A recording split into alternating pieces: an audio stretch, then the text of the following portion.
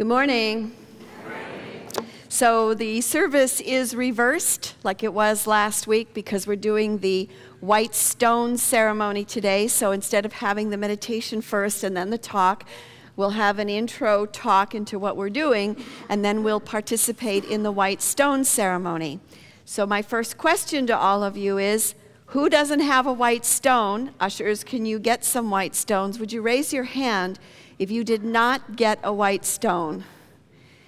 Pretty much everybody, so we need one, right? We just need one stone right here. 2 stones. It's good that we take care of this early on. Keep your hand up until the usher finds you, and they'll bring you a stone. And I will ask about pencils in a bit. So the thing with the stones is you cannot write with a pen because it just won't stay on. You need a pencil. So does everybody have a stone? Anybody not have a stone? Raise your hand. Good. Who needs a pencil? And you could share pencils because, you know, it takes like a minute to write or a second to write 1 or 2 words. So if you need a pencil, now raise your hand and the usher will find you. Gotta get these housekeeping duties taken care of. Yes. Thank you. So the much talked about, much waited for 2012 has finally arrived. Yeah. You know, I don't know how many years we've been hearing about 2012, the great prophecies of 2012. We know the Mayan calendar apparently comes to an end in December of 2012, and so there's predictions about, you know, end times and end of the world. And as I've gotten older, I've noticed that I've lived through a lot of end time periods. How about you, huh? How many of you lived through? I don't know, 1, 2, 3, 4, there's a few of them, yeah. I think 1984 was a really big year, if you remember, for earth changes, or at least they were predicted. I remember in 1984, or before 1984, in the late 70s, the prediction was, you know, there'd be this big earthquake and California would fall into the ocean, and so the deal became, where is the safe place going to be, and how are we going to survive 1984? And of course, 1984 came and went, and it's like, yeah, well, not a whole lot. It's a good year. The truth is that we all have our end times, right? I mean, end times is the end of each one of our lives, which is going to happen, so we each have an individual end time, but as far as a collective end time, I don't think so. When I lived in the yoga ashram in the late 70s, Swami Vishnudevananda was in charge of it was his organization, and he was a student of Swami Shivananda, who died in the mid-60s. And Swami Shivananda was a great teacher, a great light. When I was at the yoga ashram, we learned the basics. It's kind of like, you know, Unity's basic principles, you know, proper right thinking, Spirit of God is within each one of us, thoughts create our reality, God's within us, prayer and meditation. At the ashram, it was proper thinking, in other words, watch your thoughts, proper breathing, make sure you take full and complete breaths, proper eating, watch the kinds of foods that you eat, proper exercise. So that was sort of the basis of living in the yoga ashram. Well, truthfully, that kind of stuff, when you do your spiritual principle, it can get, or your spiritual practice, it can get boring, really. However, in the late 70s, we had a young woman, Swami, who would go into a trance and she would channel Swami Shivananda. And where things were kind of boring, now they got really interesting. It was really fun. It was really exciting. And she'd go into these trances and she would say, you are children of light, and you are bringing the light to the world, and you must come together, and this light must expand. And of course, we all felt like, cool, you know, because, you know, we're the children of light, and we're the ones here that are going to, like, you know, save the planet. And then she got into all this stuff about light, and it was great. And we even had a big festival of light up in Canada, and we had like 2,000 people there, and great. And then she started to change the messages a little bit. Like, yeah, you're children of light, but earth changes are coming. 1984 is coming, and you better find a safe place to be. And it was like, okay, so we'll figure out what happens with that. And then the messages continued, and then it became, you probably ought to start stockpiling some food because of these earth changes. And maybe you should build an airstrip in the ashram in Canada. While you're at it, you might start stockpiling weapons as well.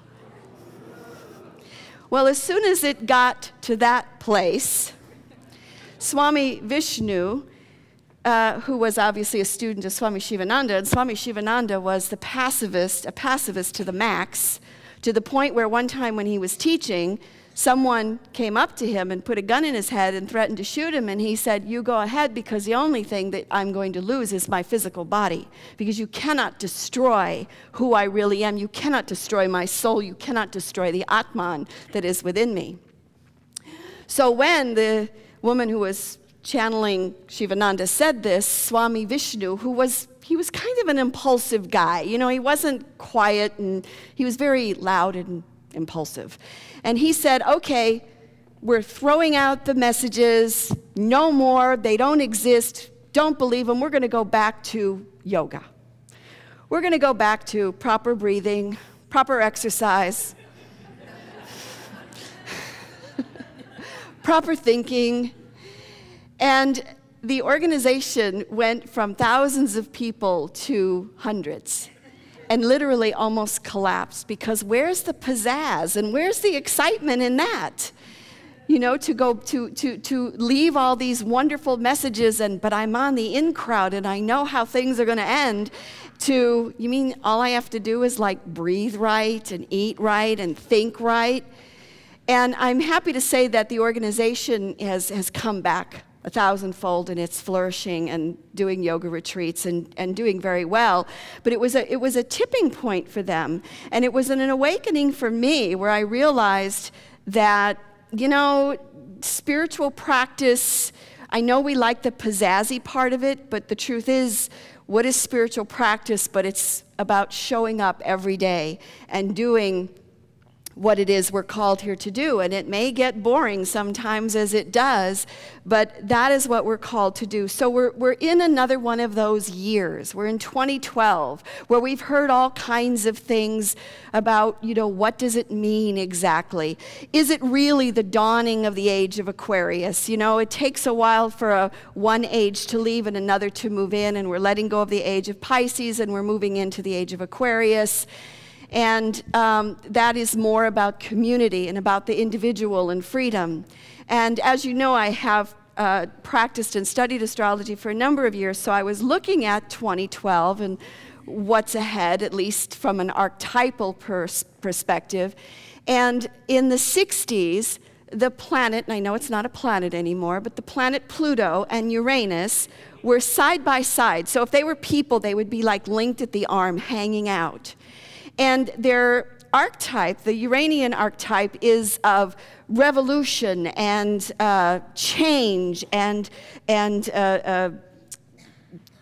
unexpectedness, just this constant movement. And Pluto, I always think of Pluto as like wearing a mafia costume, you know? But Pluto is a bit like the underworld, and it's about transformation, and it's about depth, and it's about the collective. And what we saw in the 60s was this massive change and massive transformation. And by the end of the 60s, there was nothing that was left unchanged. Music was different. The civil rights movement went through a massive change. Women's rights, science, traveling to the moon, everything was transformed and changed drastically. And then since then, we've been kind of, you know, picking up and catching up to what has happened then. Well, now in 2012, particularly in June, Pluto and Uranus will be exactly 90 degrees apart from each other. And it's the first time that they've really visited each other much since the 60s. And so usually what we see when they come back together again is a picking up of the threads of what we thought we left behind. And sometimes, too, there's a hearkening back to looking at that time, almost a fascination with that time period. And I see it in things like the TV show Pan Am, where, you know, the 60s is popular, or Mad Men, where the 60s is popular. And there's that looking back, and so I think that what we are experiencing, we were already in it in 2011, but what we're experiencing is change and revolution, and it's happening in a different way, because that's what it's about. It's about being in a different way than it has ever been before. And how in the world could we possibly predict what it's going to look like? When we look at social media and the internet and the way things are changing every moment, just keeping up with that. I mean, think how different the world is just from 10 years ago, let alone 40 or 50 years ago. So we're moving into this time of change, and the truth is we still, each one of us, has to show up and do our spiritual practice, don't we? I mean, we can get caught up in all the excitement and what's going to happen, but the truth is we need to watch our thinking, you know, proper exercise, proper diet, proper thinking, meditation, and do that, do our spiritual practice. So that leads me to our service today, which is the white stone ceremony. Whether it be 2012 or whatever year, there's always world and life events that are happening. There are always changes, and I'm not here to say that things are easy, because they're not. I recognize what's happening in the world and what a crisis that we are headed for, and yet we still need to show up individually. So as we state our intention today, I would invite you to think about the intention that you write on your stone, which I will lead you through, as like a rudder on a ship, or like sails on a sailboat. So we have world events. We have the world events, and they're like the wind, and it's blowing us in all these different directions, right? But as long as we have our intention, we have our rudder, we have our sails up. So it may look like I'm heading off in the wrong direction, but truthfully, I'm trying to get over there, and I may not make it a direct route, but I'm getting there. And that's what the white stone ceremony does. That's what having an intention means. So last week, for those of us who were here, we participated in the Burning Bowl service. And if you haven't done the Burning Bowl service, I would invite you to do one individually by yourself at home, because it helps to clear the decks, and it helps to bring in the new, because before the new can be brought in, the old must be released, and it creates a vacuum. So last week I asked what needs to be let go of. And sometimes it's possessions. We need to release our possessions to make room. Sometimes it's relationships. Sometimes it's moving to a different place. But we create that vacuum so that as we step into 2012, we are clear and can create our intention. Now, an intention is different from a goal because it comes from the soul. The intention is from the soul, and it helps us create a vision for what we would like to see unfold in our lives. Jesus said, "Ask and it will be given, seek and you will find, knock and the door shall be opened to you." So what we're doing this morning is we are asking, we are knocking, we are seeking, we are putting forth the word that will call us into fullest expression of 2012. Now, Barbara shared with you earlier that she and Terry Jo will be co-teaching the 4 Agreements by Don Miguel Ruiz. And I wanted to take a look at the first agreement, which is be impeccable with your word. By writing down the word on our stone, there's a sense of impeccability that's happening here. It is not just a passing thought or a passing whim. It is coming from a deep place with it inside of us. Don Miguel Ruiz says, "Why your word? Your word is the power that you have to create. Your word is the gift that comes directly from God. What you dream, what you feel, and what you really are will all be manifested through the word." Being impeccable with your word means following through with what you say you're going to do. And that doesn't just mean with other people, but it means with yourself.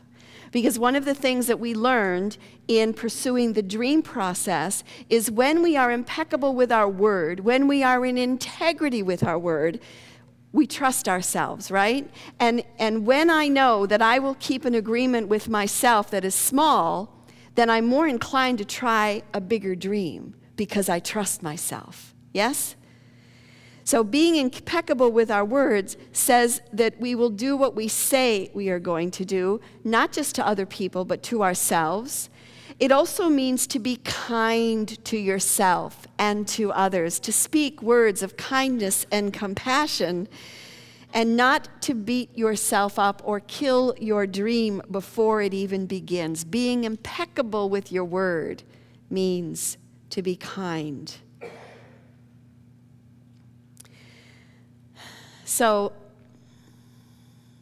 I would like to take you through a process to call forth the word that is waiting for you. The word that, as it lies before you, is a word that will direct your course for the rest of this year. I also wanted to let you know that at the end of this month, we're having a workshop that is about putting an affirmation or a word on silver jewelry. So that if you really like your word that you're having today and you don't want to just leave it on a stone, you can come at the end of the month and you can, under the guidance of a teacher, make a necklace or a piece of jewelry for yourself with that word. And there's information about that in the narthex. So as we go into this, it's with the question of what kind of world do you want? What kind of world do we want? We have our own individual lives, but the world is a hologram, so while we're living, we're also affecting the whole. What kind of world do we want? We are co-creating that together. So Aaron, would you come forward and begin to lead us in a song for meditation?